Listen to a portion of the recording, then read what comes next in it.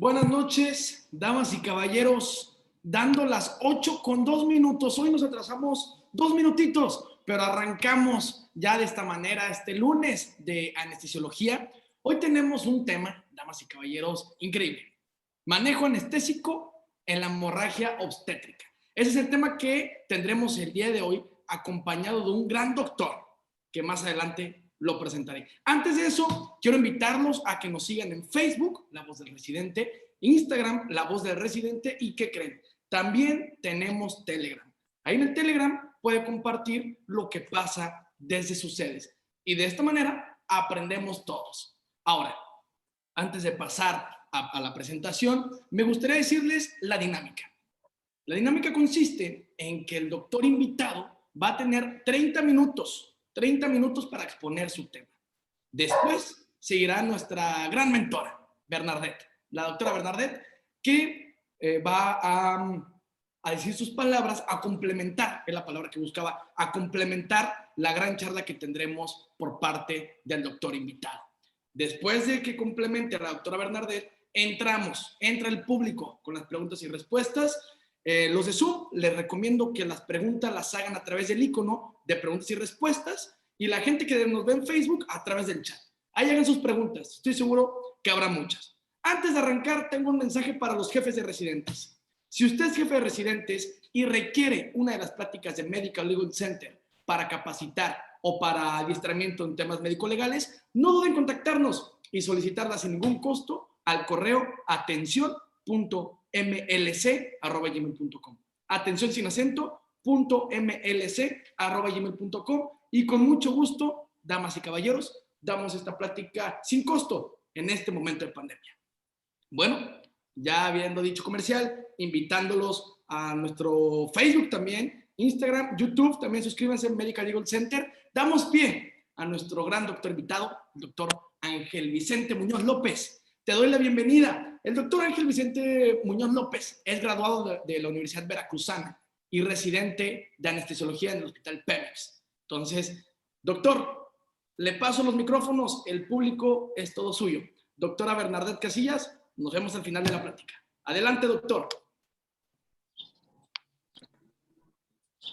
Hola, ¿qué tal? Buenas noches. Creo que tengo un problema para compartir la pantalla. No me está Tony, dejando aquí. ayúdame a hacer los coanfitriones a los doctores. ¿Puede activar su micrófono, doctor? Sí, ¿ya me escuchan? Ya, adelante. Ok.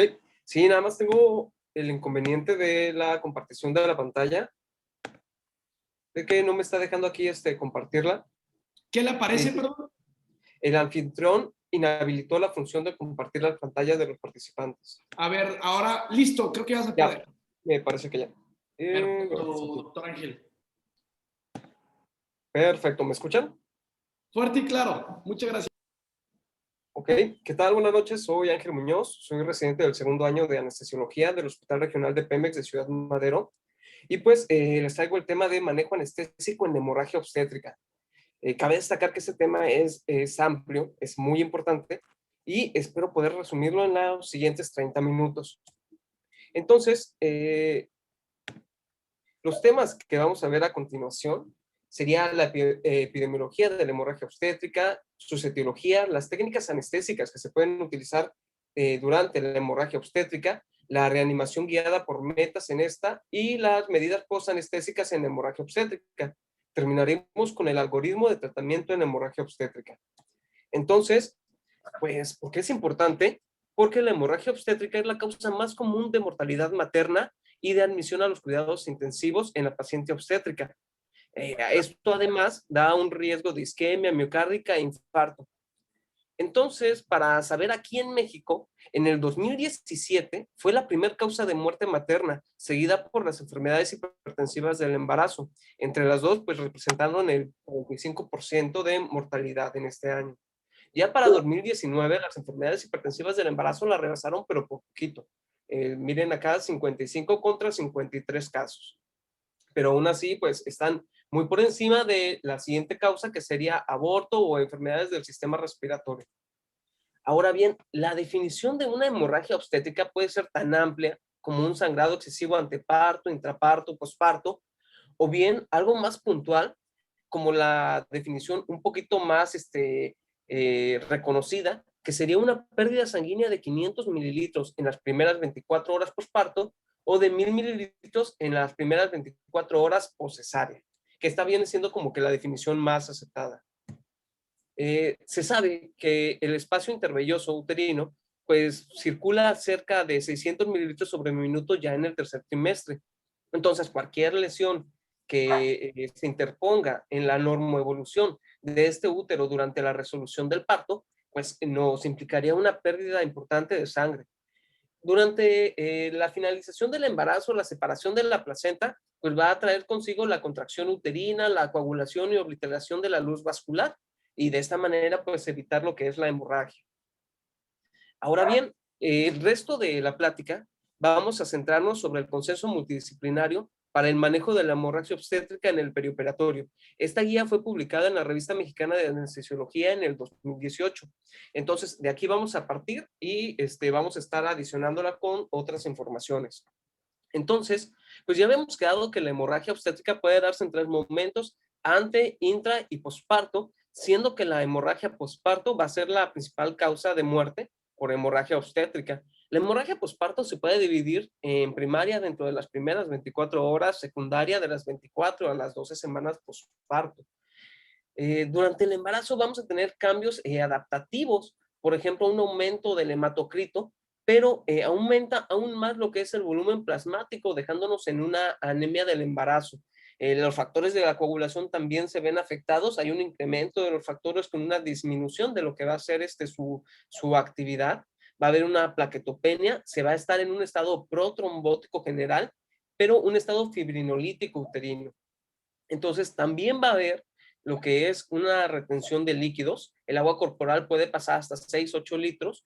Va a haber un aumento del volumen extracelular. Se va a estar en un estado hiperdinámico con un aumento del gasto cardíaco y de la frecuencia cardíaca, una disminución de la presión coloidosmótica, lo cual predispone al edema.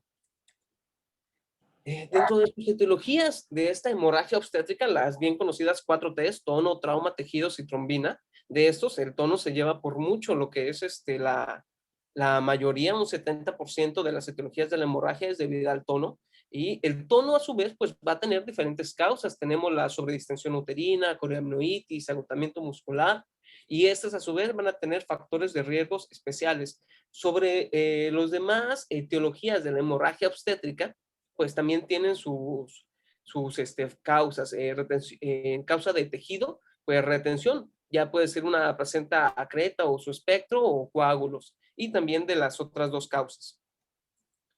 Ahora, ya tenemos visto más o menos cómo va a ser una hemorragia uterina o a qué vamos. Vamos a ver cómo valorarla.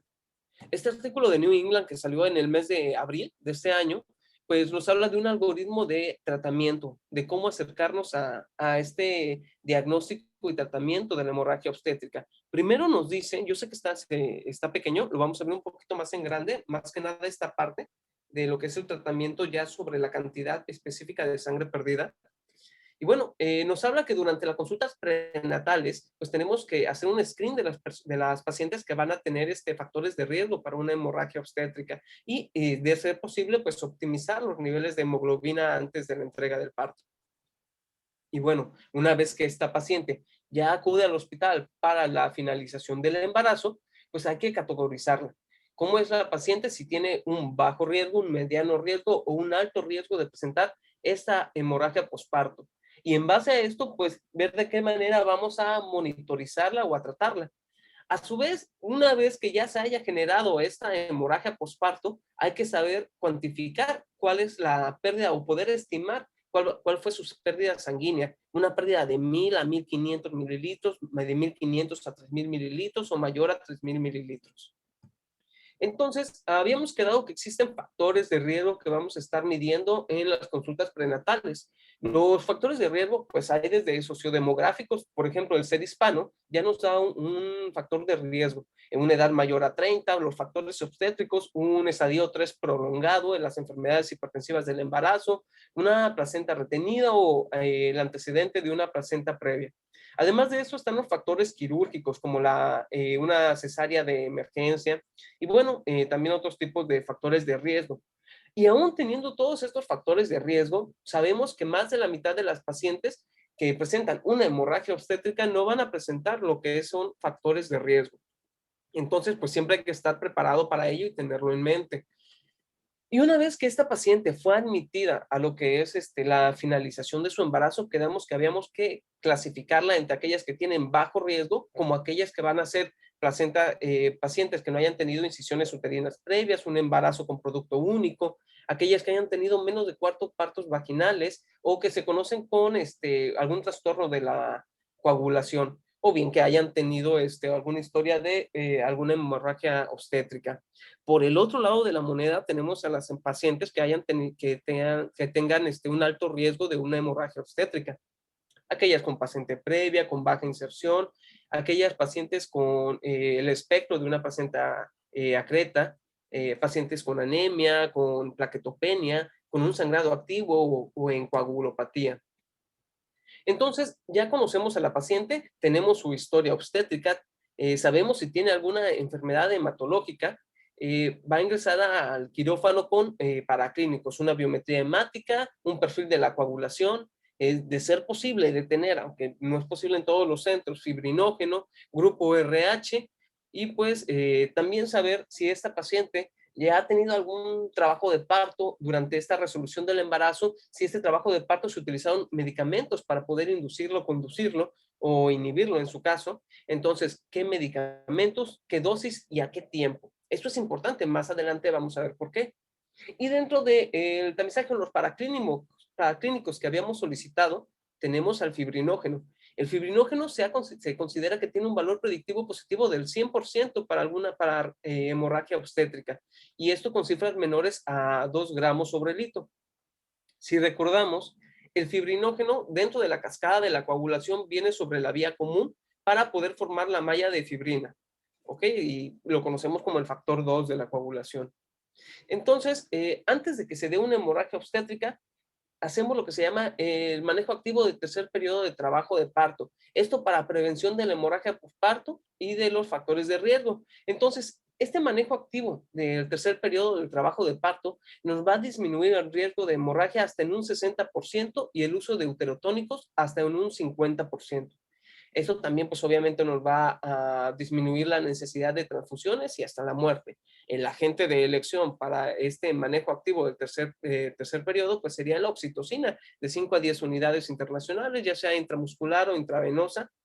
Y pues bueno, aquí vemos un listado de diferentes organismos internacionales que nos la recomiendan como dosis profiláctica de 5 a 10 unidades internacionales, obviamente lento y diluido para evitar sus efectos adversos. Esta oxitocina, pues sabemos que tiene un metabolismo hepático, una eliminación mixta, una vida media de eliminación de 6 minutos, y bueno, su dosis efectiva 90 en una paciente que tuvo una cesárea programada sin trabajo de parto, es tan baja como 0.35 unidades internacionales.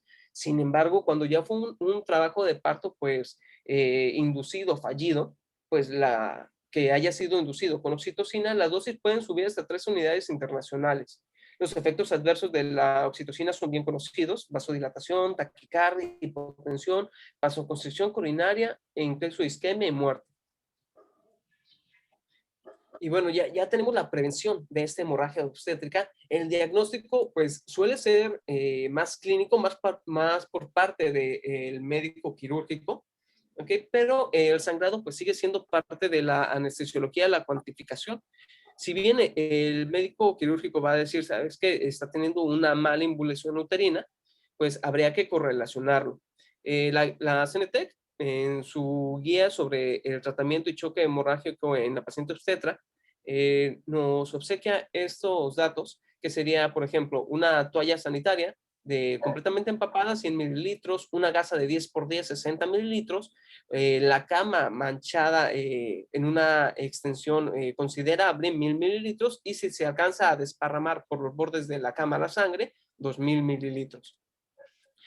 Otra forma de poder estimar alguna pérdida de sangrado sería con esta fórmula: el hematocrito inicial, es decir, prehemorragia, a un hematocrito post-hemorragia, y por cada diferencia del 3% en este hematocrito se estima una pérdida de 500 mililitros. Entonces, ya sabemos la prevención, el diagnóstico y ahora vamos hacia lo que es el manejo de esta hemorragia posparto o una hemorragia obstétrica. Entonces, tenemos que la responsabilidad del anestesiólogo ante una hemorragia obstétrica no esperada en un parto. Tenemos tenemos la obligación de monitorizar al paciente de una manera adecuada, de acuerdo a los niveles que necesita, el hecho de una valoración de la vía aérea para poder anticiparnos hacia una intubación difícil. Tenemos la obligación también de la rehidratación, además de hídrica, pues el hecho de transfundir los paquetes globulares de los hemoderivados, ¿ok? Y pues obviamente también el monitoreo dentro de los paraclínicos. Hay varios escenarios en los que nos podemos situar ante una hemorragia obstétrica. Tenemos aquella paciente que experimenta una hemorragia obstétrica después de un parto que no estaba planificado, obviamente, o esperado que vaya a ser una hemorragia obstétrica. Tenemos el escenario de aquella paciente que tiene una hemorragia obstétrica durante una cesárea, o aquella paciente que está planeando una cesárea histerectomía porque ella ya se conoce con una placenta adherente, una placenta adherente. Entonces son tres escenarios distintos que vamos a poder ir viendo un poquito más adelante. ¿Qué técnica anestésica vamos a utilizar en esta paciente? Pues para eso tenemos que considerar el estado hemodinámico de la paciente y el grado de la hemorragia, también el estado de la coagulación, y en caso de no contar con una monitorización adecuada para este tipo de paciente, este grado de hemorragia, pues siempre preferir la anestesia general endovenosa por su gran estabilidad sobre la hemodinamia de la paciente. La guía mexicana también nos regala estas recomendaciones sobre las técnicas que podemos utilizar. En muchas de ellas habla sobre anestesia general balanceada o anestesia general endovenosa. No todos los centros tenemos pues, anestesia general endovenosa. Entonces, pues bueno, también hablamos sobre el grado de coagulación de la paciente. La hemorragia posparto se habla dentro de las primeras 24 horas. También hay que considerar que tal vez algunas pacientes puedan tener la necesidad de estar anticoaguladas con el uso de heparina no fraccionada o heparina de bajo peso molecular. Entonces hay que considerar las dosis. En el caso de heparina de bajo peso molecular, menores a 40 miligramos, pues podemos realizar una anestesia neuroaxial si han pasado más de 12 horas, dosis altas, mayores a 1.5 miligramos por kilo al día, pues 24 horas. Entonces, colocándonos ya en los escenarios, tenemos a la paciente que estaba en parto, del que no se esperaba una hemorragia obstétrica, y tenemos a la paciente en la cual teníamos una anestesia neuroaxial ya colocada, es decir, un catéter peridural. Pues podemos continuar con este catéter peridural utilizando anestésico local, de preferencia de acción rápida, obviamente, para disminuir el tiempo de resolución quirúrgica en caso de ser necesario. Y tenemos a la paciente sin catéter peridural, pero esta paciente tiene un sangrado menor, un sangrado que todavía no nos causa inestabilidad hemodinámica. En este caso, y dependiendo de lo que la causa de esta hemorragia, recordemos a las 4T, pues se pueden utilizar opioides sistémicos para reparar alguna laceración con un apoyo de anestesio local o algún bloqueo paracervical. Estos son asegúnes, porque un bloqueo paracervical en una paciente que ya tuvo un parto, que probablemente su anatomía esté distorsionada, pues vaya a ser un poco dificultoso. En otro caso, tenemos una paciente con restos placentarios, o en este caso podemos utilizar lo que es una sedación moderada, utilizar alguna benzodiazepina con un opioide, en caso de ser necesario, pues utilizar ketamina. Por el otro lado, una paciente en parto de la que no se esperaba una hemorragia obstétrica y que estamos en ese evento, que no tenga un catéter peridural colocado y que sea un sangrado significativo mayor a 1000 mililitros o con inestabilidad hemodinámica, pues aquí para elegir qué técnica anestésica usar, pues hay que pensar en la estabilidad hemodinámica de la paciente, el grado de hipotensión que tenga. Además de esto, pues el grado de coagulación que vaya a tener, el estado de coagulación. La anestesia espinal, que sería una anestesia pues rápida, toma incluso 5 a 10 minutos más que una anestesia general. Por lo tanto, el bloqueo peridural pues, no suele tomarnos un poquito más tiempo que la anestesia espinal y por ende mucho más que la anestesia general. Como dijimos, hay que considerar también los factores de la coagulación. Pero hablando de la anestesia general, pues no es del todo inocua. Vamos a tener que la anestesia general en una paciente embarazada que tal vez haya tenido un trabajo de parto, pues va a tener probablemente edema de la vía aérea superior por las maniobras de Valsalva que ha estado yendo. Además de eso, el estómago lleno fisiológico que se sigue considerando esta paciente. ¿Qué otros efectos adversos vamos a tener? En la madre, principalmente sobre el manejo de la vía aérea, el riesgo de broncoaspiración, la intubación fallida, la respuesta hiperdinâmica que va a tener esta madre a la laringoscopía, y pues el hecho de que algunos de los fármacos que utilizamos en la anestesia general, pues disminuyen el tono uterino, prolongando aún más el sangrado. Con respecto al producto, al neonato, pues también va a tener ciertos efectos colaterales, principalmente sobre el estado de Apgar. Entonces, si estamos en el escenario de que fue una paciente que se intentó parto, no se logró parto, y estamos ya con un sangrado activo, pues considerar, se tiene que comunicar a nuestro equipo quirúrgico, llámese ginecólogo y pediatra, lo que vamos a realizar y con qué fármacos para poder saber de qué manera el pediatra tiene que resucitar al bebé. Por otro lado, pues ya estamos en la paciente obstétrica que va a requerir anestesia general. Siempre vamos a elegir la secuencia de intubación rápida, el tipo de inductor. Tenemos una amplia gama. El propofol sabemos que es hipotensor. ¿Ok? Entonces, podríamos evitarlo en caso de ser posible. Etomidato es un poquito más estable hemodinámicamente que el propofol. Sin embargo, aún tiene ciertos efectos adversos sobre la hemodinamia.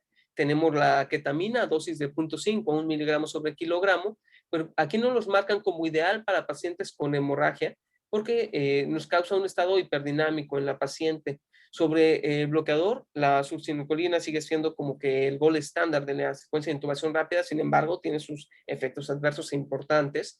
En cambio, el rocuronio, pues es un agente que está tomando cada vez un poquito más de campo y ya es prácticamente el que se utiliza en todos los centros, que también tiene un buen inicio de acción dosis dependiente, desde 1.2 hasta 1.6 miligramos sobre kilogramo para hacer una secuencia de intubación rápida y poder lograrla dentro de los primeros 50 a 90 segundos.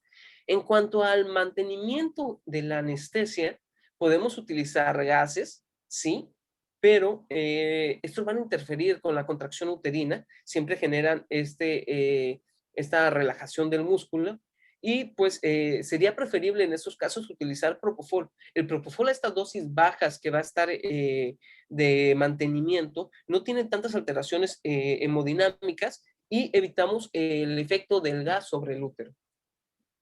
¿Ok? Entonces, ahora tenemos el escenario de una paciente que va a ser intervenida por cesárea, que tiene hemorragia obstétrica y que tenía factores de riesgo. Bueno, esta persona ya debe haber sido identificada para un monitoreo adecuado. Iniciar una terapia hídrica con cristaloides, recordando tener cuidado con las cantidades de los cristaloides. Sí, es un estado hipovolémico, sí, es un choque hipovolémico, pero pues hay que irnos guiados por las metas, al igual que en transfusiones. No es pasar sangre por pasar, ni hemoderivados por pasarnos. Siempre hay que tener en cuenta nuestras metas. Uterotónicos de acuerdo a la evolución uterina, buscar una presión arterial entre 60 y 65 milímetros de mercurio. Esto ayudado de los vasopresores, que tengamos fenilefina, efedrina, norepinefrina, vasopresina, adrenalina, en caso de que la paciente tenga ya una falla cardíaca, pues utilizar algún tipo de inotrópico que tengamos a la mano. ¿Y cuál es el monitoreo que deberíamos de tener en estas pacientes? Bueno, en caso de una pérdida de 1000 a 1500 mililitros, aquí nos recomiendan la colocación obviamente de alguna sonda urinaria. Si tenemos una pérdida estimada de 1500 a 3000 mililitros, obviamente tenemos que pues monitorizar lo que es el estado bioquímico de la paciente. Tenemos que pedir una biometría hemática, nuestro perfil de la coagulación, lactato para ver esa microcirculación cómo va, un monitor de la coagulación, de tener algún tromboelastógrafo, pues sería genial, no en todos los centros los hay. La colocación de una línea arterial o de catéteres venosos centrales en esta paciente. Obviamente, en una paciente que tenga un sangrado mayor a 3,000 mililitros, pues vamos a continuar con todos estos tipos de monitoreo. ¿Ok? Entonces, la línea arterial ¿Para qué y cuándo? Esta línea arterial nos va a ayudar en pacientes con sangrado que no sea controlado, que vayamos a estarle infundiendo o que vaya a estar requiriendo el uso de aminas vasoactivas, o aquellas que requieran múltiples muestras de gasometría. Recordemos que la línea arterial pues, nos ayuda de manera poco invasiva para el monitoreo de la presión arterial, el catéter venoso central en pacientes que tengamos una predisposición a grandes pérdidas sanguíneas, pues también tiene sus asegúnes para la colocación, y se prefiere que sea ecoguiado en la yugular interna, que pues nos queda de un acceso más directo a la cabecera del paciente. La toma de gasometrías seriadas para ver nuestra reanimación también cómo va haciendo. Se busca siempre la eutermia, y el monitoreo del gasto cardíaco no se recomienda por técnicas invasivas. ¿Okay? Entonces, llegamos al momento de la reanimación. Cristaloides, sí, utilizarlo como terapia inicial, buscando un gasto urinario de 0.5 mililitros kilogramo hora para arriba. Obviamente con cuidado de tener una sobrecarga en la paciente y también de generar un estado de hemodilución de los factores de la coagulación. Buscar una presión arterial media mayor a 65, 60, 65, 70 milímetros de mercurio en estas pacientes. Obviamente también de acuerdo al estado de la paciente. Si tenemos una paciente hipertensa crónica, pues tal vez podemos buscar esa meta de 70 milímetros de mercurio. La presión venosa central sí podría sernos útil mantenerla entre 8 a 10, pero recordar que el sistema venoso es un sistema de elastancia, entonces siempre hay que utilizarla en conjunto a otros signos clínicos y paraclínicos. Entonces tenemos también, obviamente, esa reanimación que vamos a estarla dirigiendo hacia el estado metabólico y a la microcirculación de la paciente, el delta de CO2, el lactato, el pH, el déficit de base, la saturación venosa central de oxígeno. Recordemos que en estos casos es una paciente que ya va a tener un monitoreo mínimamente invasivo, ¿ok? Las gasometrías seriadas, y no solamente para ver el estado dentro de la microcirculación, sino que también nos indica la necesidad de un manejo avanzado de la vía aérea. Entonces, ¿y cómo vamos a hacer esta reanimación? Pues bueno, vamos a reponer de acuerdo a lo que se esté necesitando. Todos los parámetros de la gasometría pues pueden ser mejorados mediante una mejoría de la presión arterial media. Algunos van a necesitar transfusiones de paquetes o volumen sanguíneo, otros van a ser suficientes con una corrección de la ventilación para ayudar a mejorar de manera general a nuestra paciente. Estas pacientes, pues son pacientes embarazadas, suelen ser pacientes jóvenes en la gran mayoría de los casos, entonces ellas van a tener una tolerancia a lo que es la anemia aguda. Entonces, si tienen cierta tolerancia, pues hay que evitar sobretransfundir, mantener la hemoglobina entre 7 y 9 gramos sobre decilitro. ¿Por qué? Porque, bueno, es cierto que la mortalidad va a aumentar por debajo de 7 gramos sobre decilitro, pero no hay evidencia de un beneficio mayor a 9 gramos sobre decilitro. Entonces, aquí dejamos nuestro punto de corte, mantenerla entre 7 y 9. Algunos recomiendan 9, otros van a recomendar 8, pero mantenemos en ese margen. No sobretransfundir. Recordemos que también tienen sus efectos adversos los hemoderivados. ¿Ok? La meta en la coagulación, tener nuestro control de la coagulación, nuestro control plaquetario, el fibrinógeno en caso de ser posible. Si tenemos pruebas viscoelásticas, pues perfecto. Estar revirtiendo los déficits de los factores de la coagulación, también con lo que tengamos a la mano. No en todos los lugares hay crioprecipitados o concentrado de fibrinógeno, plasma fresco congelado en caso de tenerse, y buscar mantener un fibrinógeno mayor a 200 miligramos sobre decilitro. ¿Ok? Y una Ángel, meta plaquetaria mayor a 75,000 plaquetas. Ángel, ¿Mande? tenemos solamente 4 minutos restantes. Bueno, entonces continuamos con esto. Paquetes globulares, plasma fresco congelado, 10 a 20 unidades mililitros sobre kilogramo, para buscar mantener un incremento de los factores de la coagulación de 10 a 20, un pool plaquetario o una aféresis plaquetaria, también buscando las 75,000 plaquetas o arriba de 50,000. Buscar siempre los protocolos restringidos de la transfusión. Y pues, bueno, vamos a irnos un poquito más rápido. En caso de necesitar transfusión masiva, esta la podemos definir como una transfusión de 4 o más paquetes globulares en una hora, con miras a transfundir más. Lo que normalmente se busca es una transfusión 1 a 1 a 1. Esta fue implementada desde el año 2000 y hasta el momento no ha habido alguna otra terapia que haya mostrado una mejoría sobre ella. No se aconseja la terapia de desarmamiento de células, obviamente por la contaminación que va a realizar en estos casos. Se podría utilizar en caso de nacimientos abdominales en donde no tengamos un banco de sangre con la disponibilidad suficiente de paquetes globulares, o en pacientes que rechazan productos halogénicos.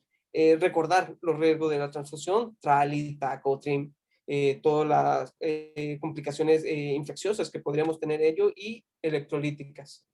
La reanimación dirigida también por medio de vasopresores, dosis escalonadas, dosis respuesta, iniciar con epinefrina, ir aportando otro tipo de vasoactivo. El tratamiento farmacológico para la atonía uterina, la oxitocina sigue siendo la más recomendada por todas las organizaciones, y el uso de antifibrinolíticos. Tenemos el ácido tranexámico, quien lo tenga lo puede utilizar dentro de las primeras 3 horas.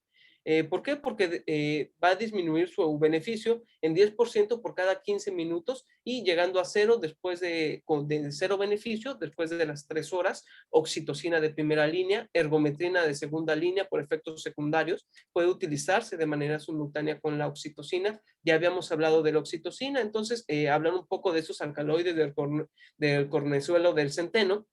Tienen una duración mayor, un mecanismo de acción diferente, agonismo serotoninérgico, dopaminérgico y alfa-adrenérgico, con efectos secundarios sobre pues la estabilidad hemodinámica, causan mucha vasoconstricción. En tercera línea podemos tener a las prostaglandinas poco utilizadas y pues bueno, hemostáticos en caso de tenerlos, y el tratamiento pues por técnicas quirúrgicas también está recomendando en caso de no haber podido contener este tipo de sangrado. En el posquirúrgico, pues, ¿a dónde vamos a llevar a esta paciente? A la unidad de cuidados posanestésicos o a la unidad de cuidados intensivos. Entonces, analgesia, son cirugías más cruentas, con mayor manipulación. Podemos continuar con un catéter poliurar en caso de tenerlo, 48 a 24 horas, bloqueos regionales muy recomendados para el manejo del dolor, muy efectivos. Entonces, ¿qué va a hacer el anestesiólogo en el posoperatorio? Si tiene que irse a cuidados intensivos, esto ya decidido por el médico anestesiólogo y el cirujano, el médico anestesiólogo debe de trasladar al paciente monitoreada durante todo el trayecto. Hay diferentes tipos de pacientes después de una hemorragia obstétrica: la paciente clínicamente enferma, la paciente grave no crítica y la paciente no grave. Esto lo va a clasificar en los niveles de atención de acuerdo a cuántos órganos y sistemas estén afectados. Y pues bueno, ya para terminar, vamos con la toma de decisiones conforme a las recomendaciones de la guía. Tenemos a una paciente sin factores de riesgo para hemorragia obstétrica. Bueno, en este caso el manejo activo del tercer periodo del trabajo de parto. Si no presenta hemorragia genial, una vigilancia estrecha en el puerperio inmediato. Tenemos a la paciente con factores de riesgo para hemorragia obstétrica.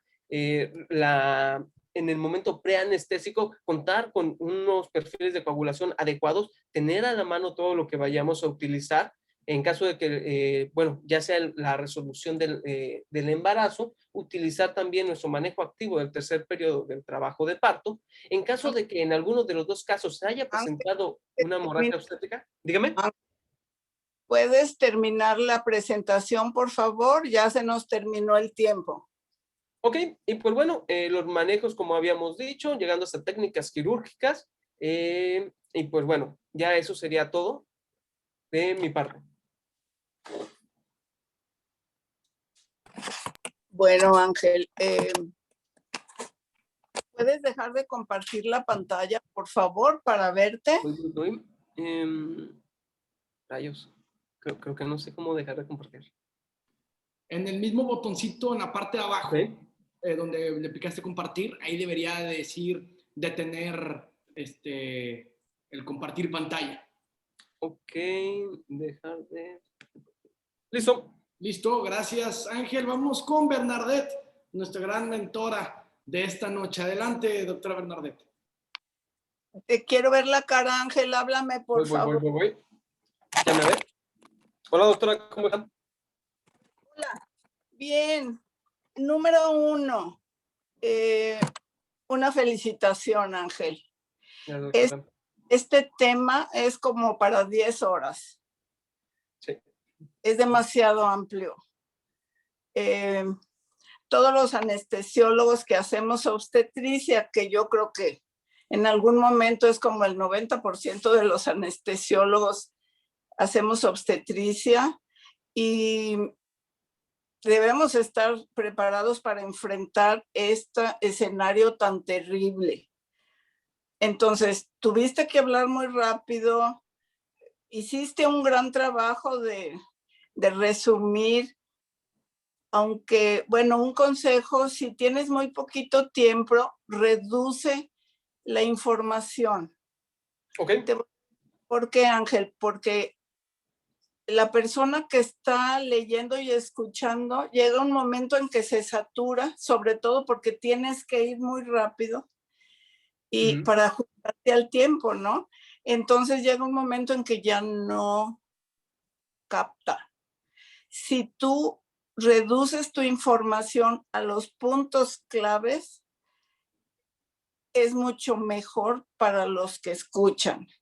O sea, yo sé que te preparaste muy bien porque lo estoy viendo, pero el que no tiene la misma información, entonces se apabulla, se llena de tópicos y de temas, y al final no le pone la misma atención. Ok, doctora. Cosas que se te brincaron, porque, por ejemplo, el manejo activo del tercer periodo del trabajo de parto sí es prevención solamente de la hemorragia debida a toniauterina, que es como el 60% de los casos, ya nos dijiste. Los demás no. Los demás motivos de hemorragia obstétrica no se evitan, no se previenen poniéndole oxitocina después de que nazca el niño. Por ejemplo, si es una placenta previa, pues le puedes poner toda la oxitocina del mundo y no vas a prevenir. Y así, ¿no? Es solamente para eso. Luego, cuando dijiste del manejo anestésico de la hemorragia obstétrica en una paciente que no tiene catéter de epidural, tú dijiste que se puede hacer un bloqueo subaracnoideo, una raquia. Yo estoy completamente de acuerdo contigo. Completamente de acuerdo, aunque muchos autores dicen que no. Claro que si la paciente está en shock o en paro cardíaco, pues no se la vas a poner, ¿verdad? Pero la paciente empezó a sangrar, y tú puedes y sabes hacerlo, puedes, claro que puedes poner una subaracnoidea. Solamente te daría yo un consejo: dosis baja y le pones opioides o algún otro adyuvante. A muchos doctores les gusta la dexmedetomidina, a mí no. ¿Por qué? Te voy a decir por qué. Porque una vez que la pones ya no la puedes sacar, ¿sí? Si te da bradicardia e hipotensión, ya no vas a saber si está bradicardia por la hipoxia o por la dexmedeto. Entonces yo usaría, por ejemplo, bupi pesada, baja dosis, 6, ¿sí? 6 miligramos, 5 miligramos. Le das volumen, le pones 70 micros de morfina, 100 micros de fentanil, y con eso cubres también la analgesia posoperatoria. Ahora, debe de ser un cirujano hábil. También ahí tenemos que tener en consideración eso, porque si la va a hacer el R1 de obstetricia, no nos vamos a aventurar a dar una anestesia, o a menos que le pongas un catéter en el subaracnoideo, que también se vale, y entonces le vas poniendo, si se necesita, más dosis. Dosis baja, doctor. Vale que le pongas un poquito más ¿sí? Si se necesita, otra vez 1 o 2 miligramos diluidos y colocarlos y no tener una catástrofe cardiovascular si le pones 10 de bupi, ¿sí? Bueno, otra cosa. La succinilcolina, claro que es el gol estándar. Y no hay ninguno que se le equipare, ¿sí? Porque con la succi no pones nada y a los 3 minutos regresa la respiración espontánea. No hay nada, porque si pones cualquier otro y luego le pones el antídoto, te vas a tener que esperar 6 minutos en los cuales vas a vivir en el infierno total. O sea, no puedes ventilar y no puedes intubar. Eso es el infarto del anestesiólogo. Entonces, adelante con la succi. Tú decías que tenía efectos colaterales terribles. ¿A cuáles te referías? Me refería más que nada en el escenario de una hipertermia maligna o en cosas muy puntuales. Su efecto sobre el potasio, sobre la hipercalemia que puede generar. O sea, en cierto tipo de pacientes, pues bueno, que no se puede utilizar. Yo, en lo personal, nunca he utilizado succinilcolina, siempre utilizamos para secuencia de intubación rápida rocuronio. Yo sé que es mucho, bueno, cerca de 20 segundos también de inicio de acción más rápida que el rocuronio, aún en dosis tope. Entonces, pues bueno, sería más que nada por ello. También ¿mande?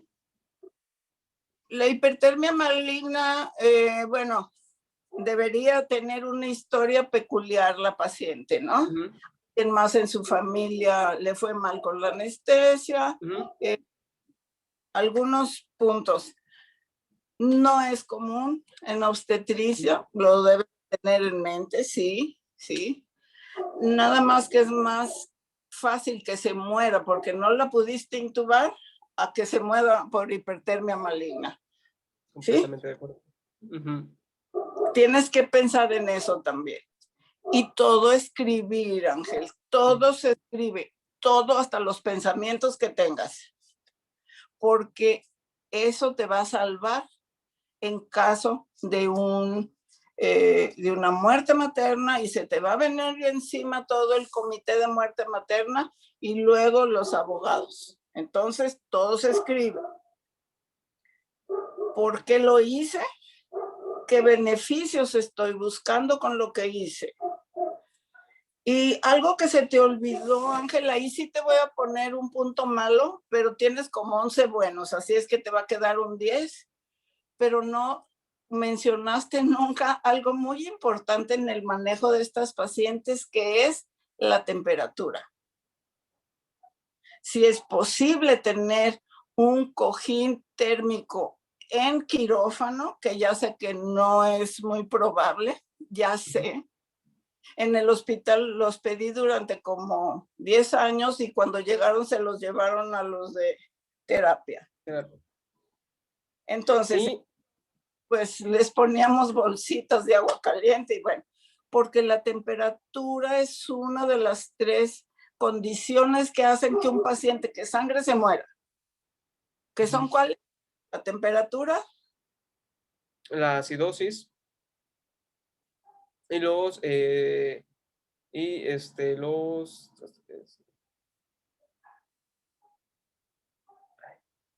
la voy a dejar. Vas y le revisas. ¿Te parece? Sí, por supuesto, pero ahorita me acuerdo. La triada mortal. Hipercoagulabilidad. No. Te la voy a dejar, no pasa nada. No pasa nada, porque si te lo digo, pues que bueno, ya se te olvida al ratito. Si tú lo dices, no se te va a olvidar nunca. Y no quiere decir que no hiciste una excelente presentación, Ángel. Excelente. Te vuelvo a felicitar. Gracias. Muchas gracias. Gracias a usted, doctora. Muchas gracias, doctora Bernadette, por sus comentarios, también por complementar al doctor Ángel, que como bien lo mencionó la doctora Bernadette, es un tema para hablar 10 horas y también se torna un poco complicado sobre ¿cómo lo podemos? Reducirlo de manera puntual se torna un poco complicado, pero felicitarlos a los dos, creo que complementaron muy bien. Vamos a ir a los saludos, porque por parte de la gente le mandan saludos al doctor Ángel Vicente. Miguel Ángel Ulloa Ramírez pone buenas noches desde Ciudad del Carmen. Muchas felicidades para el doctor Ángel. Vamos a Facebook.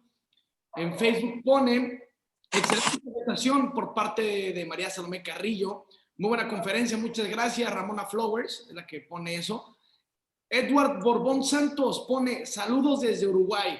¿Cómo ves, doctor Ángel? Desde toda Latinoamérica te mandan saludos, te mandan felicitar. No podemos leer todos porque se nos va aquí el tiempo, son los que me aparecen de primera instancia. De mi parte, me gustaría que el doctor Ángel dé una conclusión y pasamos a los comentarios finales. Doctor Ángel, por favor, una conclusión.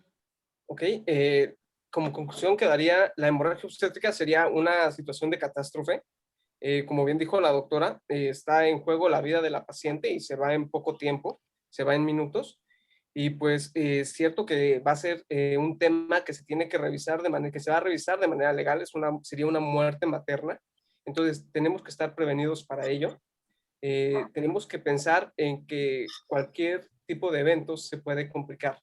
Y pues la prevención, ¿no? Que es la principal terapia de cualquier medida médica. Entonces, prevenir, contar con los elementos que tenemos, saber qué elementos vayamos a tener para contrarrestar los efectos que veamos, y pues eso sería todo, estar preparado. Perfecto. No sé si me escucho, sí, ¿verdad? Perfecto, muchas gracias por su conclusión. Vamos a dar pie a concluir este gran programa. Yo sé que fue del agrado de bastantes personas por lo que estoy viendo en los comentarios. Me gustaría despedirme, no sin antes invitarlos a que se sumen a esta gran comunidad en Facebook, La Voz del Residente. En Instagram nos encuentras de la misma forma, La Voz del Residente. Y tenemos el Telegram para sumarnos cada vez más en esta comunidad. Ahora bien, si usted es jefe de residentes, me gustaría permitirme darle un mensaje. Si requiere una de las pláticas de Medical Legal Center para capacitar o para adiestramiento en temas médico-legales, no duden en contactarnos y solicitarla sin ningún costo al correo atención.mlc@gmail.com. Atención sin acento, .mlc@gmail.com, y con mucho gusto, damas y caballeros, damos esa plática sin costo en este momento de pandemia. Le agradezco nuevamente por la excelente plática al doctor Ángel Vicente Muñoz López y a la mentora Bernadette Casillas. Muchísimas gracias, que pasen buenas noches, nos despedimos. Hasta luego. Buenas noches, adiós Ángel. Gracias, doctora. Bye bye.